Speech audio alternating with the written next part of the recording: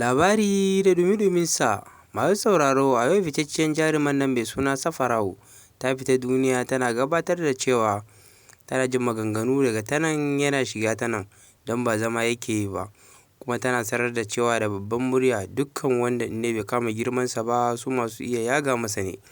To masu sauraro, a yanzu za mu sake muku cikakken bidiyon kamar haka. Masu sauraro, idan wannan shi ne farkon ziyartar mu wannan tashar namu mai albarka, wato na kai ido TV, namu so don Allah da ku danna mana subscribing kana da alamar kararrawa, hakan ne zai ba mu damar isar da sako zuwa gare ku. Mun gode. Jama'a, sunana Safiya Yusuf wadda kuka fi sani da Safara'u a da, amma na dawo Safa. To kwanakin bayanan da suka wuce ina ta jin maganganu ta nan ta can suna shiga ta nan su ta nan, amma fa yau ni Safa zan fito in yi magana.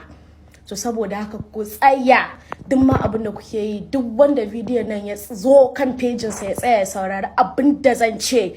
Yau ni na da kirji sai dai duk abin da zai faru ya faru. Kuna ji na ko? Masu sauraro, idan wannan shi ne farkon ziyartar mu wannan tashar namu mai albarka, wato na kai ido TV, namu so don Allah da ku danna mana subscribing kana da alamar kararrawa, hakan ne zai ba mu damar isar da sako zuwa gare ku. Mun gode.